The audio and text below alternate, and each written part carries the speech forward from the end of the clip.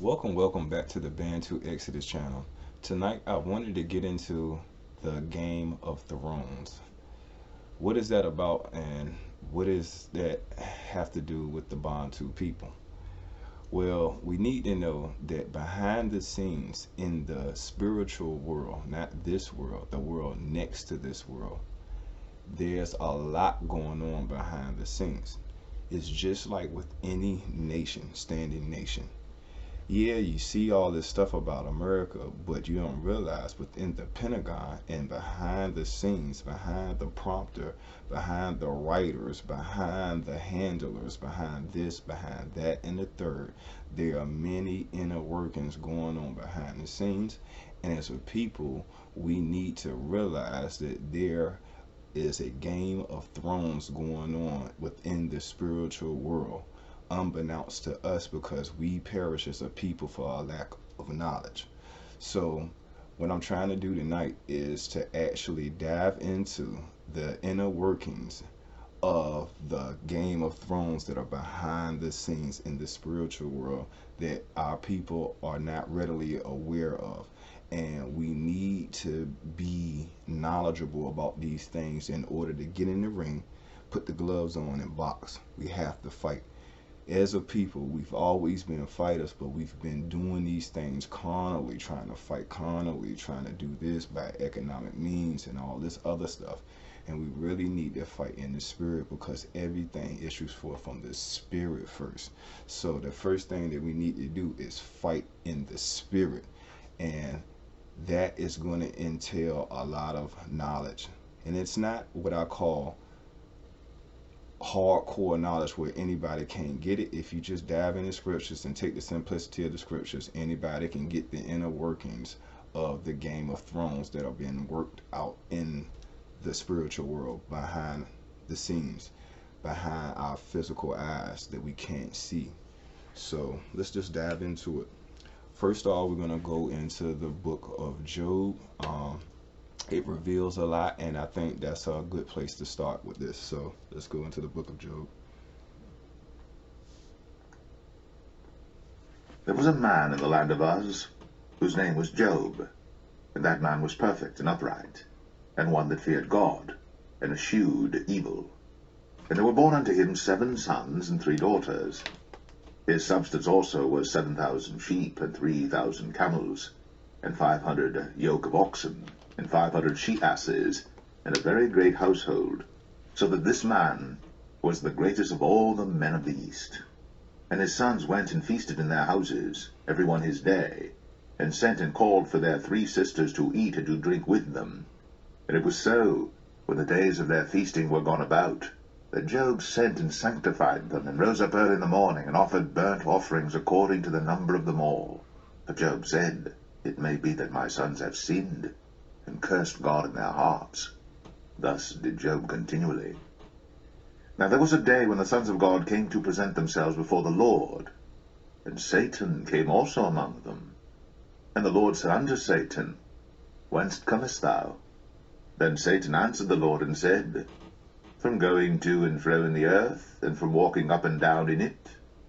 And the Lord said unto Satan, Hast thou considered my servant Job, that there is none like him in the earth, a perfect and an upright man, one that feareth God, and escheweth evil? Then Satan answered the Lord, and said, Doth Job fear God for naught? Hast not thou made an hedge about him, and about his house, and about all that he hath on every side? Thou hast blessed the work of his hands, and his substance is increased in the land. But put forth thine hand now, and touch all that he hath, and he will curse thee to thy face. And the Lord said unto Satan, Behold, all that he hath is in thy power. Only upon himself put not forth thine hand. So Satan went forth from the presence of the Lord. And there was a day when his sons and his daughters were eating and drinking wine in their eldest brother's house. And there came a messenger unto Job, and said, The oxen were plowing, and the asses feeding beside them. And the Sabaeans fell upon them, and took them away. Yea, they have slain the servants with the edge of the sword.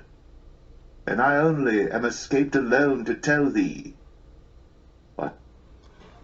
Now, most of us are familiar with the story of Job, and I wanted to start here for lots of reasons.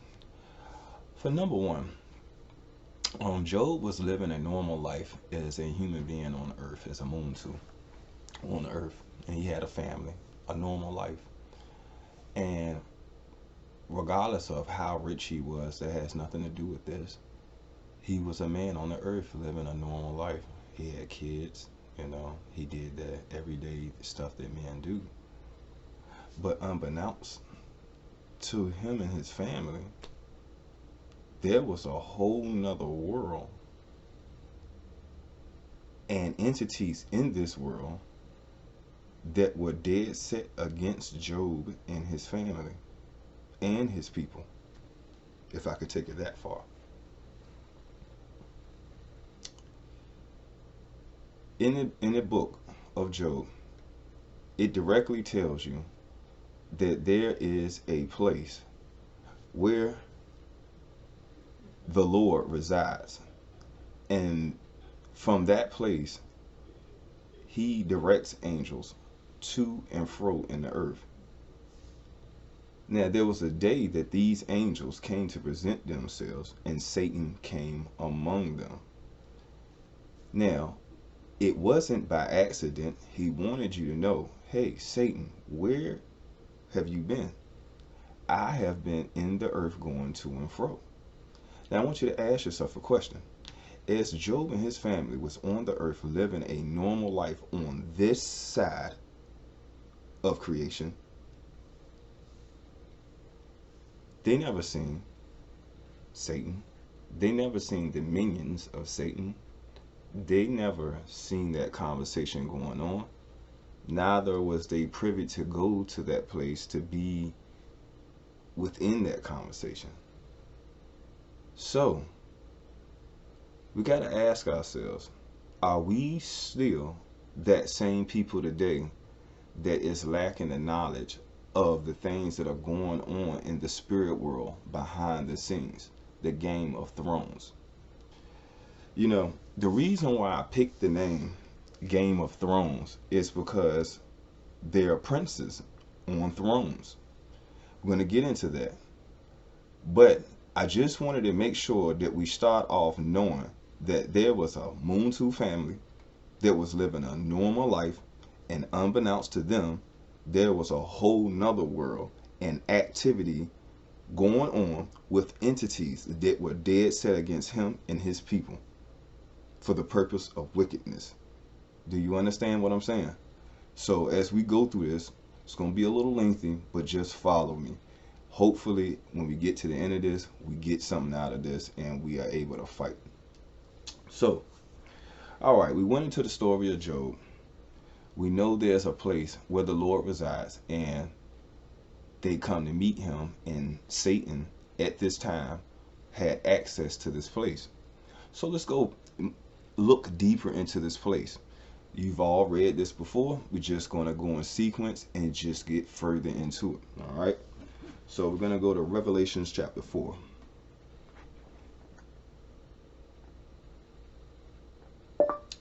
Revelations chapter 4.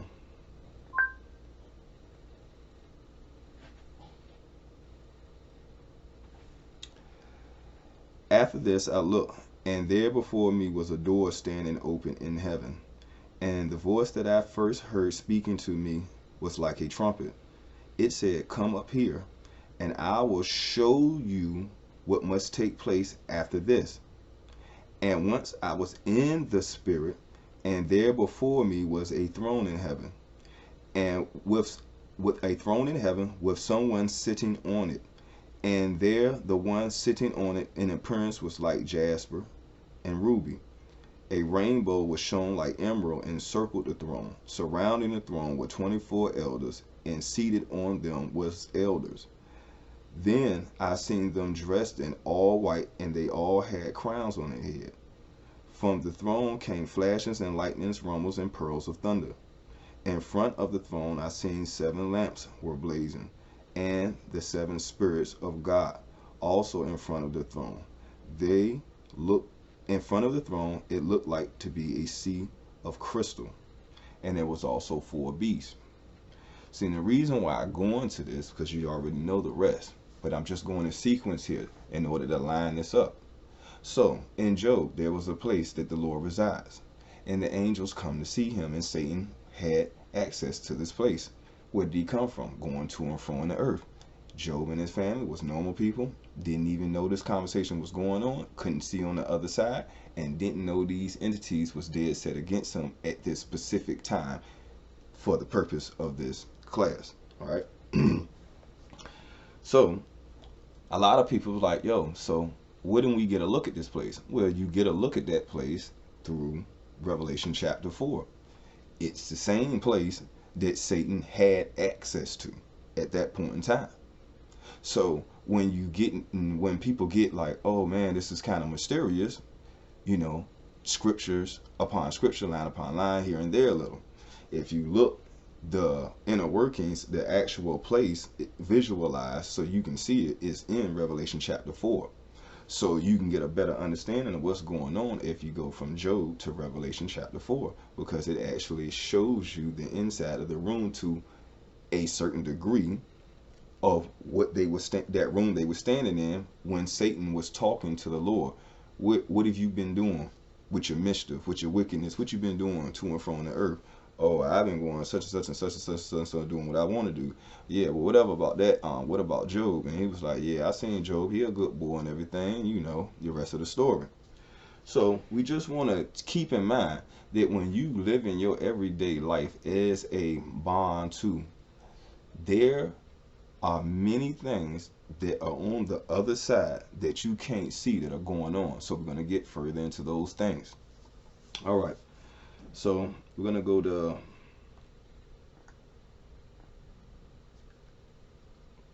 Colossians chapter 1 verse 16. Colossians chapter 1 verse 16. According to Bible Ref, Colossians chapter 1 verse 16, Niv. For in him all things were created, things in heaven and on earth, visible and invisible, whether thrones or powers or rulers or authorities, all things have been created through him and for him. All right. So a lot of people get confused on this. You know, heaven is like to earth, you know. But when you hear thrones or powers or rulers or authorities, these things don't just exist in the earth. You have to believe and know that physical creation has a software over top of it. And within that software, there's, here we go. Hear it again. There are thrones, there are powers, there are rulers, and there are authorities. I want you to liken something from the movie The Matrix. What did they say? There were programs. Listen, anytime that you make something, there was a program. There was a blueprint to this. You have to realize that all this creation, this physical creation, is running off programs. You know, quantum physics, a different level of existence. When you actually cross over to the other side, things don't work like they work on this side. Now, do I know all the ins and out of that? No. But we need to know what the Bible reveals to us in order for us to build a, what I call a spiritual construct. If you have a spirituality, it has to be constructed off principles, off a foundation that's sturdy. So that's what we're doing tonight. First of all, we need to realize that there are authorities, powers.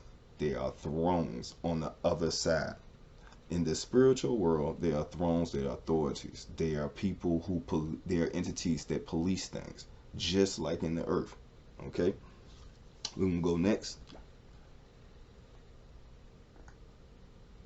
to Peter chapter 3, verse 22.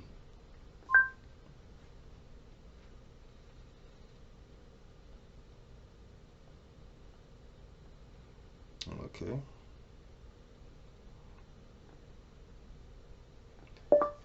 Peter chapter 3 verse 22.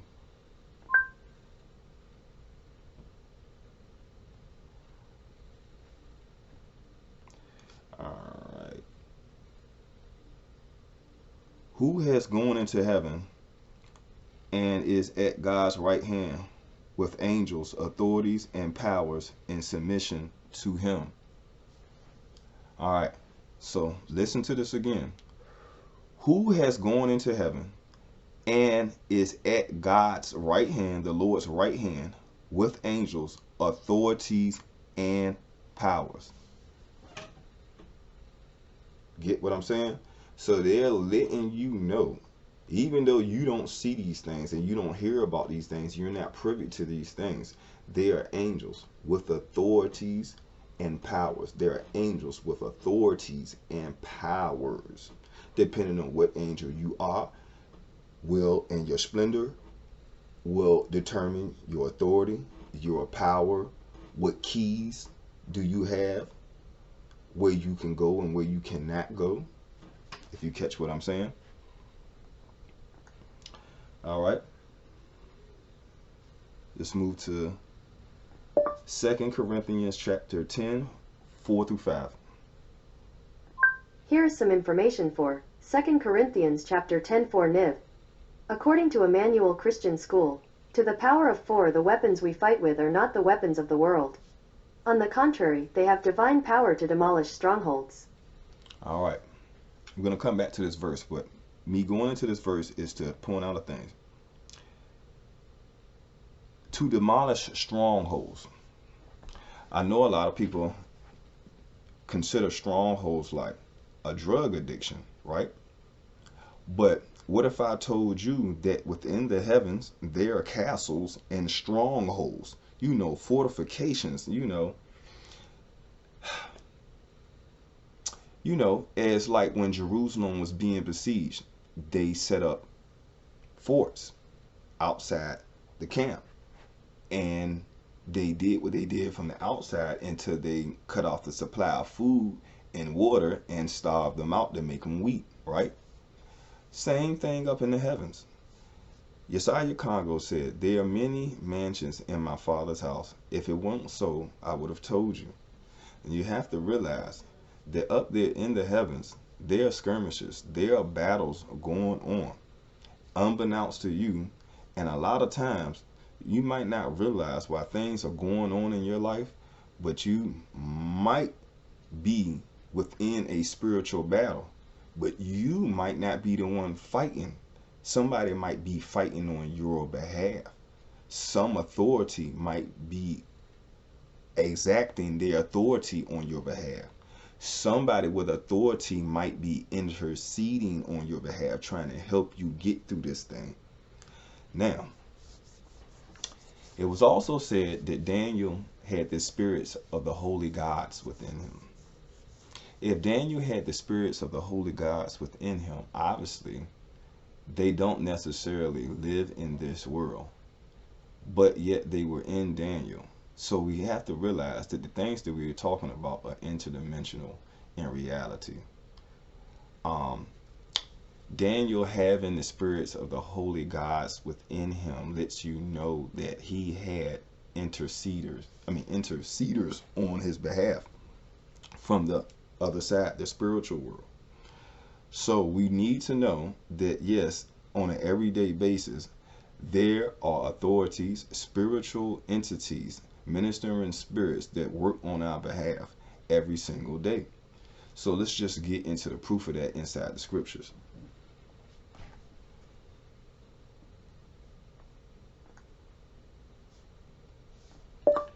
Daniel chapter 10, 11 through 14.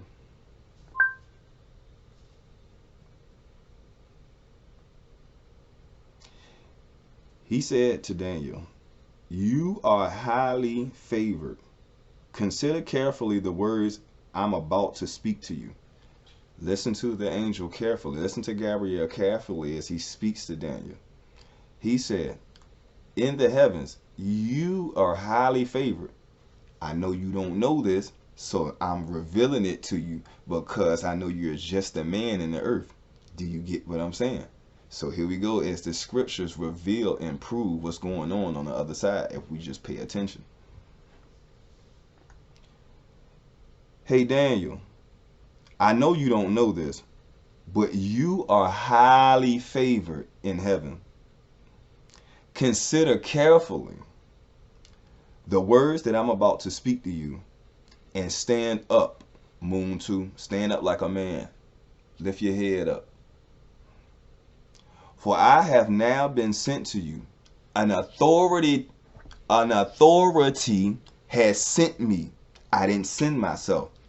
Some whispery feeling that I got out of nowhere, and I just wanted to holler at you, Daniel, because you was a good dude. No, somebody sent to me.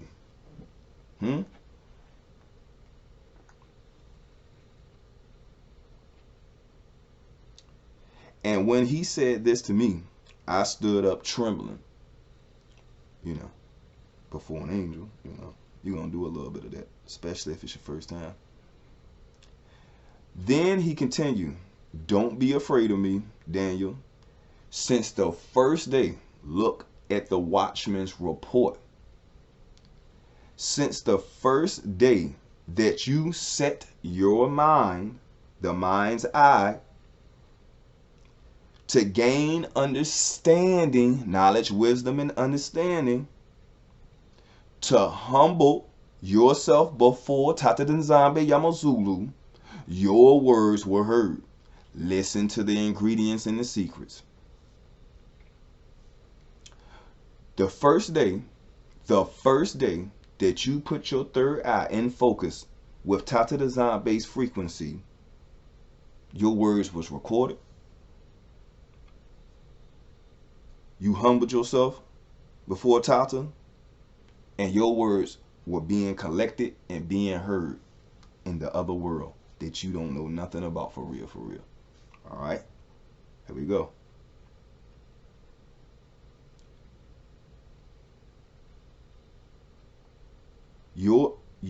Before your God, your words were heard, and I have come in response to them.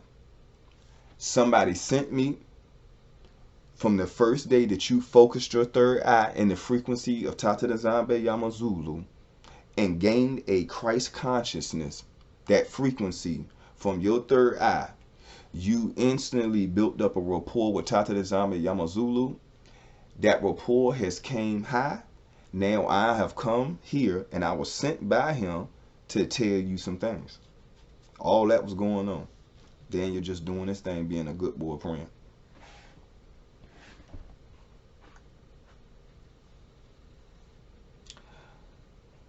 But the prince of Persia, the prince of Persia's kingdom resisted me. The spiritual prince set over the kingdom of Persia at that time was dead set against Daniel getting this prophecy, this word of knowledge, this ministering from Gabriel. For some reason, it was imperative for the prince of Persia, the principality, the powers of the air. Hey, whatever you do, you meet Gabriel and you get in a dog fight with him and you kick his ass, and you do not let that word of knowledge get to Daniel. If it gets to Daniel, he'll save many. Long after he's dead, he'll save many. Kill him. Get rid of his... Do you understand? Do you see what's going on behind the scenes? Why you need to be careful. Why you need to be vigilant. Why you need to get up and pray. Why you need to stay in tune with the frequency of Tata Nzambe Yamazulu's spirit in order to keep a Christ consciousness within your third eye. For if thine eye is dark, then thy whole body is dark. True? All right.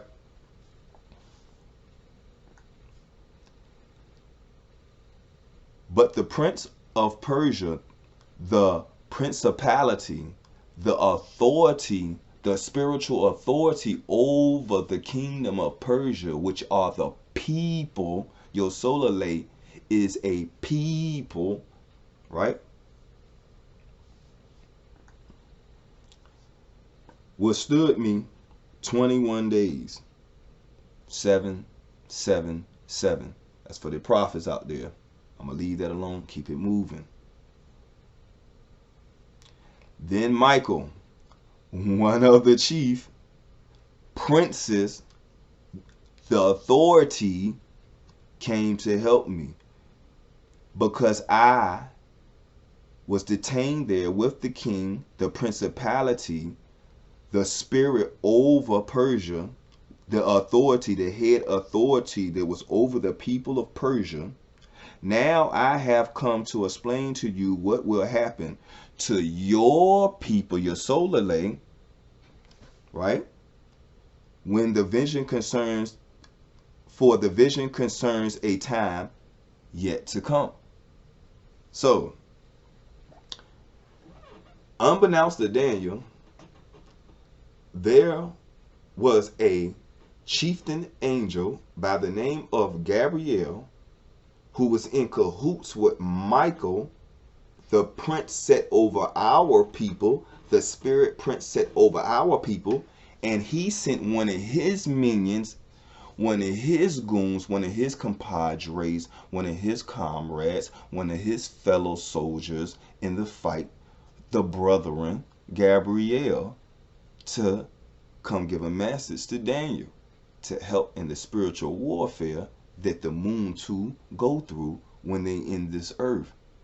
Now, unbeknownst to a lot of you out there, not all of you, some people do not know that warfare is real and entities on the other side really do exist. And what they need to know is that, man, that's fake. I can't believe in that. Man, that world is realer than this one. Where do you think this one came from? That's like me writing down something on a piece of paper, and the piece of paper telling me I don't believe in the author of the person who wrote this. Do you get what I'm saying? I don't want to speak too harshly, but the reality is that world is realer than this world, because that world pushed forth this world. If you can get what I'm saying. Okay, let's keep it moving.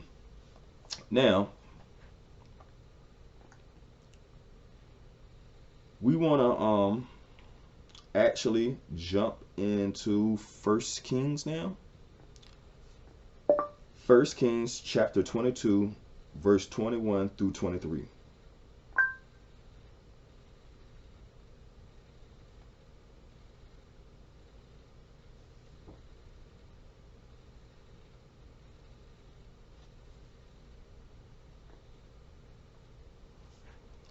All right.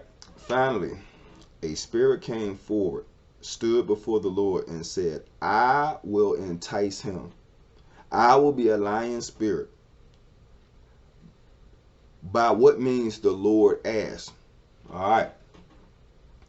I will go out and be a deceiving spirit in the mouths of all his prophets, he said. A lot of y'all are familiar with this.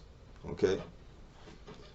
So, there was a time when Saul became unfavorable to Tatanzambe's spirit. His spiritual frequency was not synchronized with the frequency of Tatanzambe Yamazulu anymore.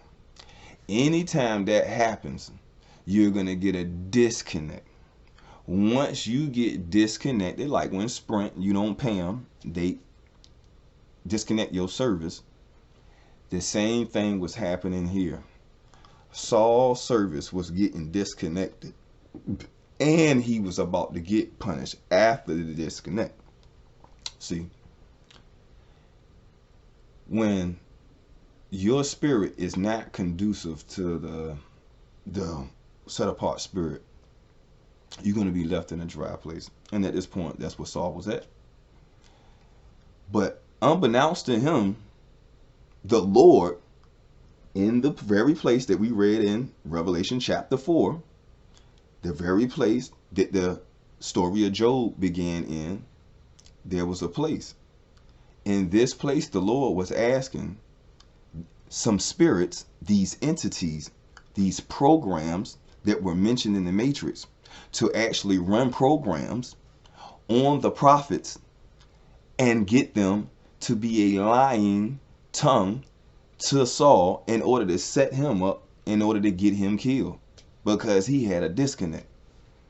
You don't want to be disconnected from the Most High. Many things can happen to you. And I'm not here to freak everybody out, but I'm just trying to dive into the scriptures to show you that you might not want to be playing games with ordinary life, because life actually is not that ordinary, and that's the point of the video. So let's just dig in a little bit deeper.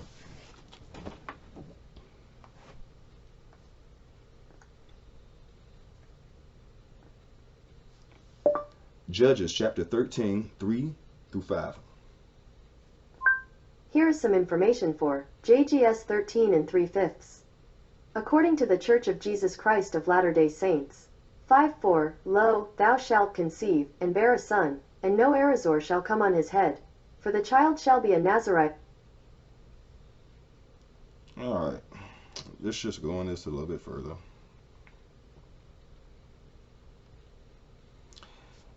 The angel of the Lord appeared to her and said, You are barren and childless, but you are going to become pregnant and give birth to a son.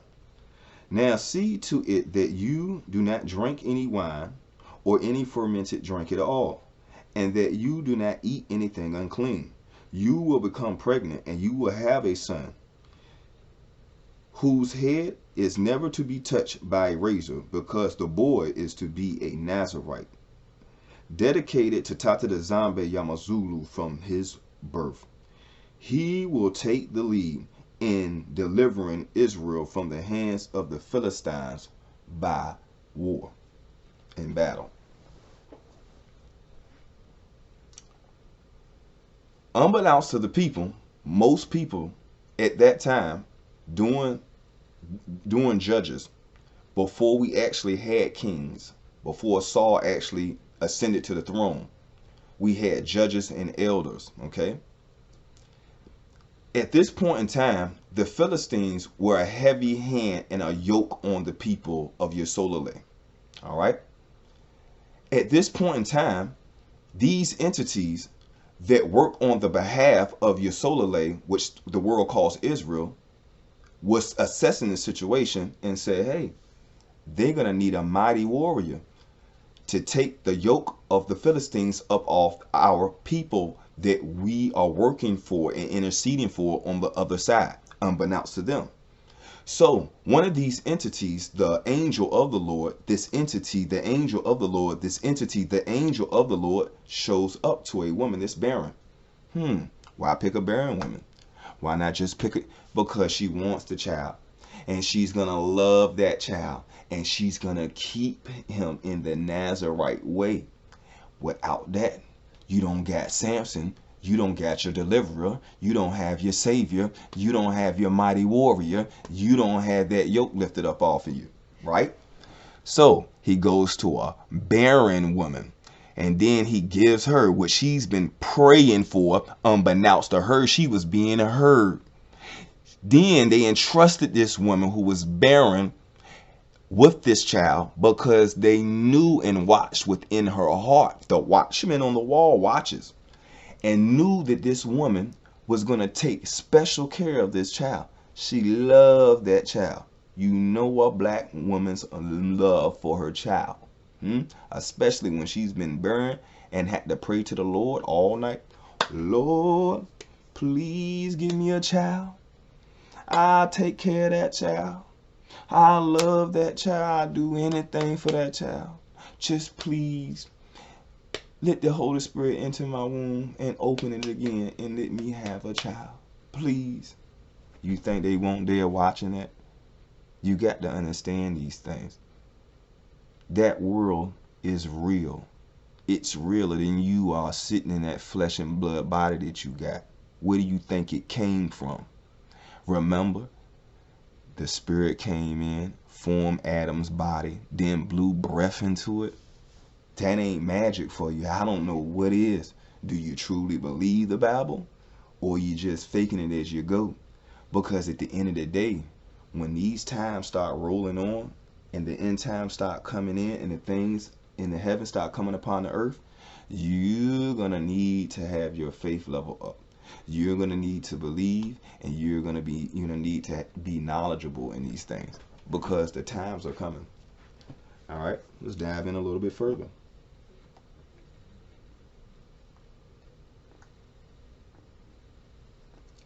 Ephesians chapter 6, verse 12. According to Bible Ref, Ephesians chapter 6 verse 12, KJV, for we wrestle not against flesh and blood, but against principalities, against powers, against the rulers of the darkness of this world, against spiritual wickedness in high places. So, you heard this 1,000 times, but hopefully we got some contexture to it now. They are entities on the other side that are very organized. These are not some bumping into each other type of ghosts who can't see. These entities are very smart. They are very efficient. They don't move on the means that we move in. They have an intelligence. They have been around for a very long time. They do not give up. They fight hard. You need to be doing the same damn thing. Do you hear what I'm telling you? I'm telling you this for a reason, because you need to start fighting. Y'all losing the battle because you ain't fighting. Picking up picket signs saying yes we can, and being a welfare recipient, not talking down on people who get welfare. I have been a welfare recipient, but with that type of mentality to lean on it, we ain't gonna get nowhere. Always depending on Mandela, depending on them, depending on that and this and the third, instead of depending on Tata Nzambe Yamazulu. For he said in chapter Genesis 15:13, I am your great and exceeding reward. You don't believe it, you just don't got it. Faith of a mustard seed. You got to at least muster up a seed first in order to enact true faith that gets big, large, you know.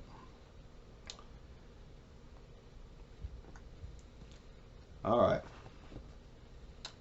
Now that we got a little feel for what's going on the other side, let's jump back on this side, because I need to show you something. Catch me now. All right.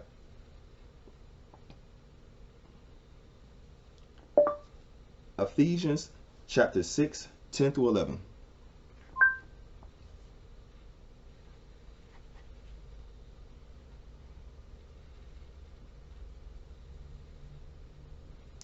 Finally, be strong in the Lord and in his mighty power. Put on the full armor of God so that you can take your stand against the devil's schemes. All right. When two football teams come against each other, they got a playbook. There are schemes in that book. Satan is a real enemy with players that work on his behalf. If he has a team, he's playing against another team. You, the Bantu people, and the holy Malakis, the angels, are that team. The Malakis are the coaches, the people who work up the plays, who do the blueprint programming stuff. We are the people in the earth. We are the game. We are in the game. But there are entities who are authorities in the spirit world who are playing a game also from the thrones. See, can you catch it? When you see people up there in the skybox, are they not playing in the game also? If you get what I'm saying, the prophets, the people in the skybox, you don't think they playing in the game? The owners, they all in the game. All that stuff goes into the game. You got to realize the people in the skybox is not there for, I just want to watch the game. For you prophets out there, if you think those people are in that skybox just to sit there and I'm just going to watch this game and whatever the results is going to be, it's just going to be, You need to wake up. You need to stop watching TV. And you need to open your third eye to the reality of this world. This is Babylon. This is a lie. Let's keep it moving. Put on the full armor of God, and that you can take your stand against the devil's schemes. There are being schemes drawn up as you speak right now in order to take you down from your spirituality that Tata the Zombie Yamazulu wants you to come to. He wants you to come to the truth in the spirit. These minions of the enemy that we call Satan, this entity, this prince, he works up schemes. These entities are efficient at what they do, and they're not playing games. They're just playing the game of thrones over top of Tata's people. But in order for you to fight back, you have to be in tandem, in synchronicity with the Holy Spirits that were in Daniel. Hopefully, I'm coming along and giving you the information that you need. You need to synchronize yourself with the spirit world. There's many details to doing that, but just tonight we're just going to realize, hey, I need to be in sync with the heavens. I need to know what Tata is speaking through the Malakis. I need to know what the directive is for the day. I need to be within the playbook. I need to know the playbook. I need to know how to run these plays. It is a game of thrones. Do not let the authorities that intercede for us make up plays, do all these things, bring water, towels, food, equipment, and all these things, the armor of God, and then we don't do anything with it. Do you understand what I'm saying? Because we're ignorant and don't realize what's going on. Once again, Yesaiah said that my people perish for a lack of knowledge. Not the Gentiles. My people perish for a lack of knowledge. Not the Gentiles. My people perish for a lack of knowledge. All right, let's keep it moving. This next segment, I want to call it, it's the hidden ones. Because now we're going to jump back in the earth. Okay? So what do you mean by that? Let's go into it. Matthew chapter 8, verse 29. According to Wikipedia, art thou come hither to torment us before the time? The New International Version translates the passage as, what do you want with us, Son of God? They shouted. All right. This one I've been wanting to put out for a while. Many of you prophets out there already know, prophetess, you might already know. But some people, when they read this, they don't hear the hidden manner in this. So everybody realized, oh, okay, Jesus Christ, the spirits realized he was the Son of God. Okay. That's cool. You recognize that. But did you recognize this? Why these games of thrones are going on in the heavens? Did you ever try to realize or figure out who the hell are you? Yeah. You need to actually figure out who you are. Are you going to remember who you used to be and by a specific name?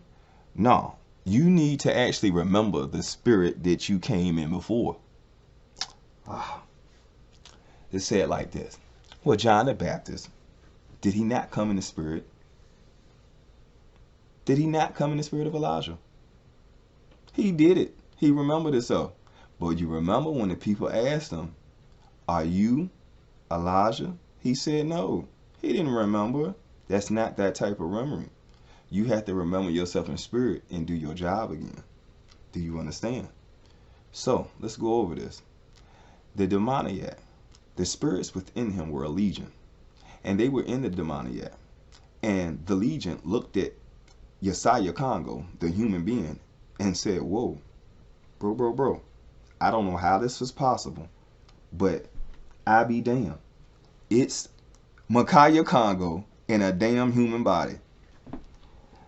Get what I'm saying, people out there. For you Christians, let's do this over.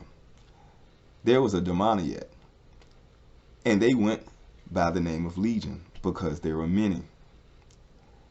When they looked at Jesus Christ, they said, well, I be goddamn. If this ain't a blimp, it's the Son of God in a human body. I can't believe it. For you Christians out there, so you can get what I'm saying. So I'm asking you, if the Son of God, Micaiah Congo, was in a human body, who can you be? He said that you would do these things that I do, but greater. He said, blessed are those who believe in me, but didn't live in the time that I lived in the earth, but believe on me just because of my words. Who are you? My hidden ones. Without the same flesh and your memory, nobody can ever tell you who you were other than Tata Nzambe Yamazulu. Quite peculiar. See? Secrets. You are going to never pull your memory back up. But man, you can live in the spirit that you used to. And you also can come out and become a new man if that spirit was not conducive to Tata Nzambe Yamazulu. Do you understand what I'm saying? So you never know who you are. Let's dive a little bit deeper.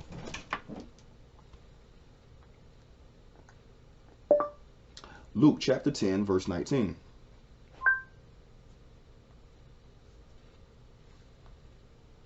I have given you authority to trample on snakes and scorpions and to overcome all the powers of the enemy. Nothing will harm you. If you drink poison, it won't harm you. You heard these things in the Bible. Dude, check me, listen to me, hear me out. If you believe in the set apart spirit, and you believe that he's your great and exceeding reward, and you believe that he has power, then you have to know that there is nothing physical in this earth that can't get past a cheat code. I'm going to let that sink in for a minute. Open your third eye up, prophets. If you believe, just have a mustard seed size faith in Tata Nzambe Yamazulu when you go forth in these end times.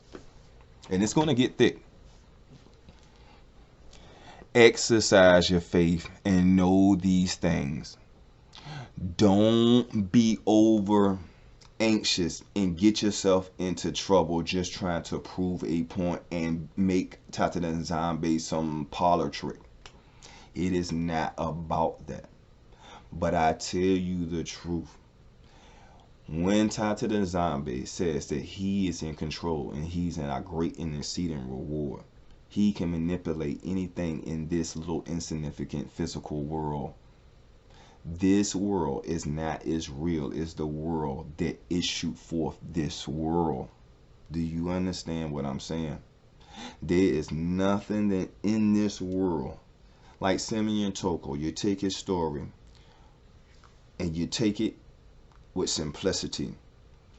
It is not impossible for the events that were described in Simeon Toko's story not to have happened. They were totally possible. Tata Nzambe is a very powerful entity.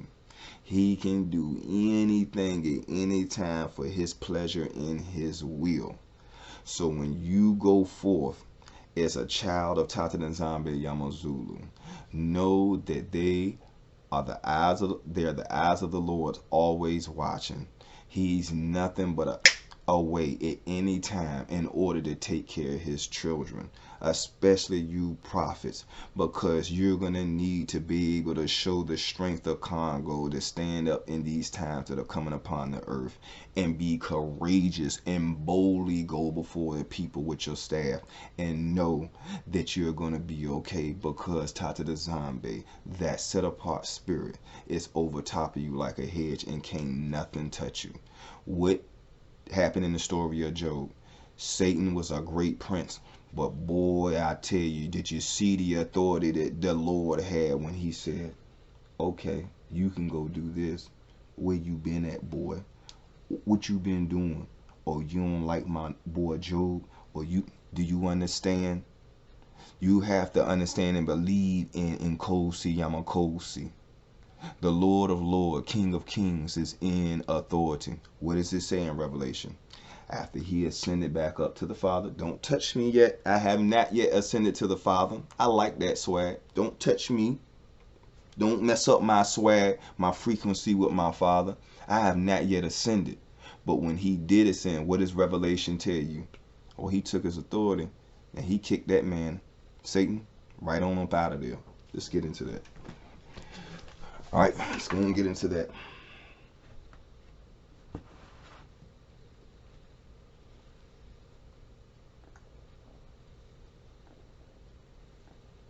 Revelation chapter 12, verse 7 through 17.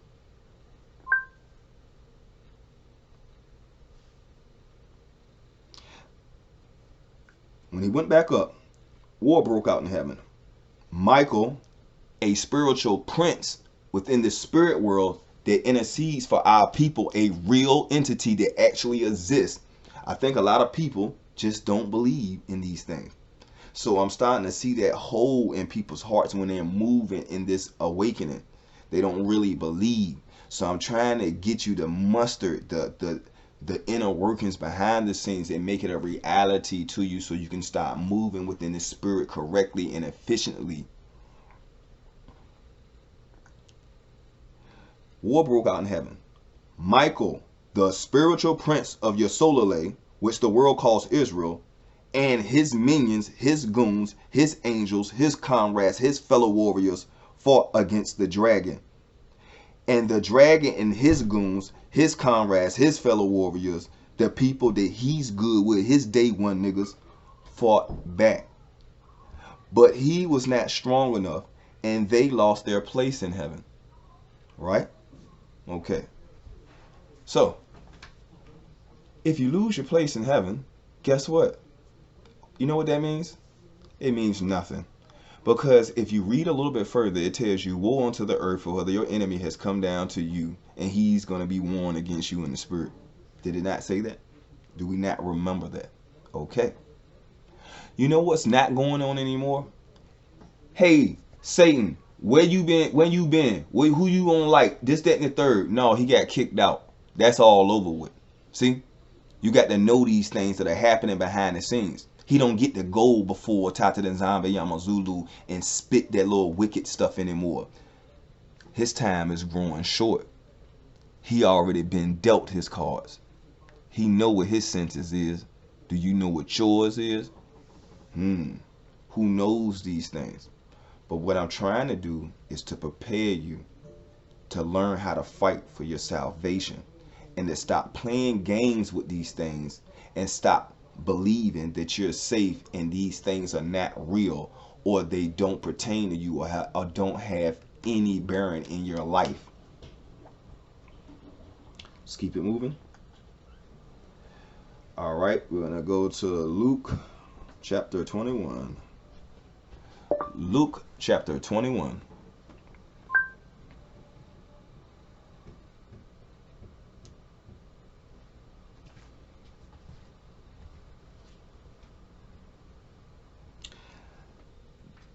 They will fall by the sword and will be taken as prisoners to all nations. Right? Oh, excuse me. Wrong verse. I do apologize. Revelation chapter 18. According to MIT, every sea captain and all who travel by ship, the sailors, and all who earn their living from the sea will stand far off. When they see the smoke of her burning, they will exclaim, "Was there ever a city like this great city?" All right, we all heard that before. I just wanted to play to re-familiar with the chapter, okay? So what I want to do here is I want to show you, hey,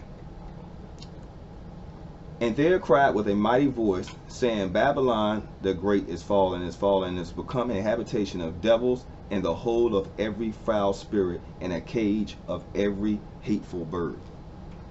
People always, like to tinkle with this verse. So let me get into it. These angels are not some floating guys with wings going around in some cloudy type sky situation. Ooh, we talking to you. No. This is interdimensional talk and code that's happening on interdimensional means that are going through Jacob's ladder, that connects to your halo, that feeds your third eye. Hopefully y'all caught that. I'm gonna say it again. When the angels are telling you in chapter 18, whoa, these are authorities that are set in the spirit world, and these are also what you would call stars. These stars are in the heaven, and they're Wi-Fiing you, talking to you on a daily basis. It ain't right. Come out of her. Ministering to you. I am ministering to you. I am spiritually calling out to you in order for you to fish you out of Babylon, that you might be saved. These angels, their job on a programmer's level is to actually intercede for you and help your consciousness become Christ consciousness. These entities also get in skirmishes with other entities. These programs run into viruses. Did you catch it? These programs, like in the Matrix, run into viruses.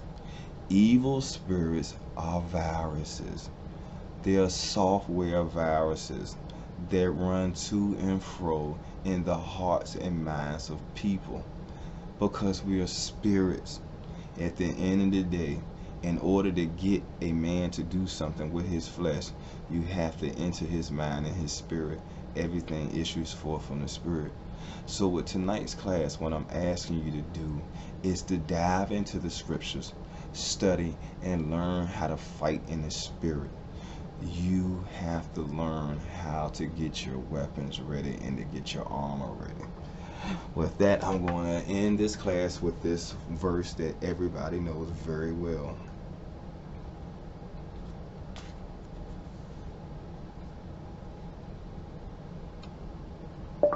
For we do not war against flesh and blood.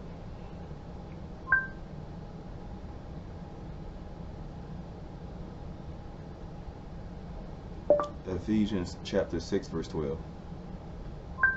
According to Bible Ref, Ephesians chapter 6 verse 12, KJV, "For we wrestle not against flesh and blood, but against principalities, against powers, against the rulers of the darkness of this world, against spiritual wickedness in high places." Hopefully you realize, in dark places. Why are they dark places? No, not because they're wicked. They're dark places because unbeknownst to you, you can't see these places where they're working from. I do apologize for that, and I do wish that I can bring you more tangible evidence. And even if I could bring you more tangible evidence, it would be on a paranormal level where it wouldn't be conducive to your everyday life. So with that, just realize that you, on an everyday basis, might not know who you are in the spirit world. You don't know what your prayers are doing. You don't know if they're being heard, when they're going to be answered. You don't know why you're having a bad day, why you woke up on the wrong side of the bed. You do not know what's going on the other side. But what you can do is know what you're doing on this side. I am going to synchronize myself with the holy Malakis, with the holy angels. I am going to tone my spiritual frequency into the frequency of Tata the Zombie, that we might be conducive and parallel to one another. Do you understand what I'm saying? Make sure that you do all the little small things on an everyday basis in order to build up the armor, to build up the spiritual key, to keep away from the wiles of the devil. We looked up wiles of the devil. What does that mean? It is a scheme. If you have a scheme, that means you have a playbook. What do you have a playbook? Because they're a Game of Thrones. So at the end of the day, whether you believe it or not, whether you want to be lazy and procrastinate, wherever you at with it in your mind, or wherever you at with it in your spirituality, please realize and take this one thing from this class. You in a dog in, dog out fight. And you are the underdog. But the underdog is going to prevail because our great exceeding reward is Tata the Zombie Yamazulu, the hidden magical secret in this Game of Thrones. And with that, I love y'all guys. Hopefully you are more prepared to fight. Amen and Geta. Hallelujah. Amen.